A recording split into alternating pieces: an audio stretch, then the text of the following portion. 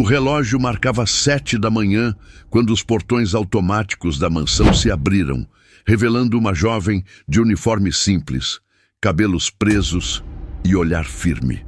Isabela Duarte respirou fundo antes de tocar o interfone, como quem entra em território inimigo.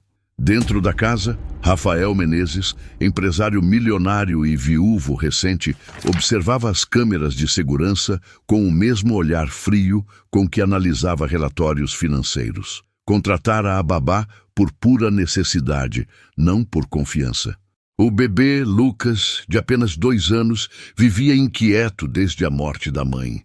Chorava sem parar, recusava comida e parecia reagir apenas à presença daquela desconhecida. Na primeira semana, Isabela mostrou um carinho que beirava o inexplicável. Cantava canções antigas, contava histórias sobre mares e anjos, e o menino dormia como se reconhecesse aquela voz. Rafael assistia de longe, dividido entre alívio e desconfiança.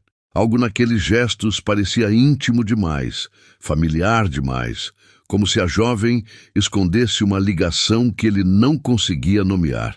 Antes da gente começar essa história que vai mexer com o seu coração, me conta aqui nos comentários de onde você está assistindo e que horas são aí agora. Quero ver até onde as nossas histórias estão chegando. E já aproveita para curtir esse vídeo, se inscrever no canal e compartilhar com alguém que acreditar que o amor, quando é de verdade, sempre encontra o caminho de volta. Porque hoje você vai descobrir o que um pai fez para tentar vigiar o amor e acabou sendo vigiado pelo próprio destino. Com o passar dos dias, a mansão começou a mudar de ritmo. Onde antes havia silêncio, agora ecoavam risadas, passos miúdos e canções de ninar. Mas quanto mais o bebê se apegava à babá, mais crescia o incômodo de Rafael. Ele via o filho rejeitar o colo do próprio pai, estender os braços apenas para ela, e isso feria seu orgulho. Numa noite de insônia, tomado por uma mistura de ciúme e paranoia, decidiu agir. Instalou discretamente um rastreador na mochila da babá e câmeras escondidas pelo quarto infantil. Queria provas de que aquela mulher simples tinha algo a esconder. Na manhã seguinte, ao revisar as imagens, algo o fez gelar. Isabela, ajoelhada ao lado do berço, chorava baixinho, sussurrando frases incompreensíveis enquanto acariciava o rosto do bebê adormecido. As palavras eram doces, mas carregavam um tom de despedida. Ela dizia: "Você não devia estar aqui, meu amor, mas agora eu não posso mais te deixar." O empresário pausou o vídeo, o coração disparado. Nos dias seguintes, Rafael fingiu normalidade, mas o veneno da dúvida já o consumia. Cada gesto de Isabela parecia encenação, cada sorriso, manipulação. Começou a observar o filho como quem busca pistas, e quanto mais procurava, mais se perdia. Havia algo nos olhos do menino, uma doçura que ele nunca vira em si mesmo. À noite, assistia repetidamente aos vídeos gravados, tentando entender o que aquela jovem queria dizer com "ele não devia estar aqui".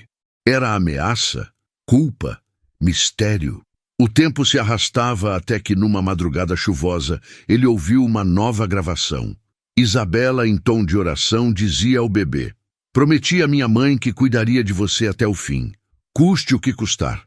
Rafael apertou o punho, tomado por raiva e medo. Levantou-se decidido, olhando pela janela do quarto do filho, onde via a silhueta da babá embalando a criança à luz do abajur. Naquela madrugada, Rafael jurou descobrir quem era realmente aquela mulher e o que ela sabia sobre o filho que ele achava conhecer.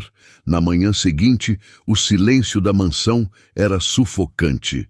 Rafael passou horas observando a babá pelas câmeras, tentando encontrar algo que justificasse a inquietação que o consumia. Cada gesto dela parecia perfeito demais, calculado demais. Quando Isabela saiu para levar o lixo, ele aproveitou para entrar no quarto discretamente. O cheiro de talco e leite infantil ainda pairava no ar. A mochila da babá estava sobre a poltrona, entre brinquedos e panos de boca. Ele hesitou por um instante, mas o medo venceu a ética. Abriu o zíper devagar e ali dentro, entre fraldas e mamadeiras, encontrou um colar antigo com as iniciais LM gravadas em prata. Dentro de um pequeno bolso lateral havia também um envelope dobrado, já amarelado pelo tempo, escrito à mão: para Helena, se algo der errado. Helena era o nome da esposa falecida. O coração de Rafael disparou. Com as mãos trêmulas, ele abriu o envelope. O papel exalava o cheiro de guardado e as primeiras linhas o fizeram perder o fôlego. A carta era assinada por Lúcia Duarte, a antiga empregada da família, mãe de Isabela. As palavras escritas às pressas pareciam carregar anos de culpa. Naquela noite no hospital, o parto foi difícil. Disseram que só a mãe não resistiu, mas eu vi. O bebê também parou de respirar. O médico chorava. Falaram que seria o fim da família, o escândalo do século. E então trouxeram outro. Rafael deixou a carta cair. O som do papel tocando o chão foi mais alto que qualquer grito. Ele andou em círculos, respirando rápido, tentando entender o que tinha acabado de ler. O filho que ele carregava nos braços durante 2 anos não era o mesmo que nasceu naquela madrugada trágica. Horas depois, o empresário invadiu o quarto da babá. Ela se assustou. O bebê chorou. Rafael levantou a carta diante dela, os olhos incendiados de fúria. "O que é isso, Isabela? Quem é você? O que está escondendo?" Ela tentou explicar, a voz tremendo, os olhos cheios de lágrimas. Disse que sua mãe havia feito uma promessa antes de morrer: cuidar dele até o fim, porque ele não devia pagar pelos erros dos adultos. Rafael gritou, acusou-a de chantagem, de manipulação, de loucura. Isabela apenas o encarou, em silêncio. "Eu só estou pagando o preço que vocês deixaram para trás", murmurou, pegando a criança no colo uma última vez. E antes que ele pudesse dizer algo, ela saiu pela porta, com o rosto banhado em lágrimas. Naquela noite, enquanto o bebê chorava sem parar chamando por ela, Rafael olhou nos olhos do menino e pela primeira vez sentiu que talvez aquele olhar não fosse o mesmo de quem o sangue carrega. Naquela noite, Rafael não dormiu. O choro do bebê ecoava pela casa e cada som parecia uma cobrança. O empresário passou horas sentado no chão do escritório com a carta nas mãos, revendo cada lembrança, cada detalhe do parto que jamais quis revisitar. A morte da esposa havia sido noticiada como uma tragédia inevitável, uma complicação que ninguém podia prever. Mas agora, cada linha daquele papel parecia reescrever toda a sua história. Na manhã seguinte, com os olhos vermelhos e o semblante devastado, ele foi ao hospital onde o filho nascera. O lugar havia mudado de nome, mas um dos antigos médicos ainda trabalhava lá. Um homem grisalho, de olhar cansado e voz que tremia ao reconhecê-lo. Quando Rafael mostrou a carta, o médico empalideceu. Por minutos, o silêncio foi total. Depois, o homem abaixou a cabeça e disse com voz embargada: "Senhor Menezes, o bebê que a senhora Helena deu à luz não sobreviveu." O empresário sentiu o corpo gelar, como se o ar tivesse sumido. As palavras do médico atravessaram o peito como lâminas. "O que o senhor está dizendo?" perguntou com a voz falhando. O médico então revelou o impossível. Naquela madrugada, a esposa entrou em parada cardíaca e o bebê também. A equipe tentou reanimá-los, mas apenas a mãe voltou por breves minutos antes de falecer. No mesmo hospital, outra mulher, jovem, sem família, morria ao dar à luz um menino saudável. A família da esposa de Rafael, temendo um escândalo que pudesse arruinar o nome e os negócios, ordenou a troca. Foi tudo decidido lá, naquela sala. Disseram que seria melhor assim, que a dor não precisaria se espalhar. Rafael ficou em silêncio, as mãos no rosto, o peso de uma culpa que não era só dele, mas de uma mentira herdada. Na volta para casa, ele abriu o computador e reviu as imagens do rastreador da babá. Cada palavra de Isabela agora fazia sentido. Ela não falava com culpa, falava com dor. A mãe dela, Lúcia, havia sido a única testemunha daquela noite, coagida ao silêncio para proteger o emprego e a filha pequena. Antes de morrer, deixou em suas mãos o segredo e o colar com as iniciais LM, as mesmas do hospital onde tudo aconteceu. Isabela, movida pela promessa, se aproximou da família anos depois para cuidar do menino que nunca deveria ter sido esquecido. Ela não queria destruir ninguém. Queria apenas garantir que o bebê trocado por conveniência não crescesse sem amor. Rafael, devastado, entendeu enfim. O filho que ele tanto vigiava era, na verdade, o maior presente que o destino lhe dera. Não era o sangue que o tornava pai. Era o amor que agora implorava para merecer. Mas quando tentou encontrar Isabela para pedir perdão e agradecê-la por tudo, descobriu que ela havia desaparecido sem deixar rastros. Os meses que se seguiram foram os mais silenciosos da vida de Rafael. Pela primeira vez, o som que mais o incomodava não era o choro do filho, era o próprio silêncio. A casa parecia maior, fria, e cada canto trazia lembranças que ele tentava evitar. Isabela havia sumido sem deixar rastros, e o empresário agora vivia o peso da culpa como companhia. Passava noites embalando o filho sozinho, pedindo perdão a uma criança que ainda não sabia falar.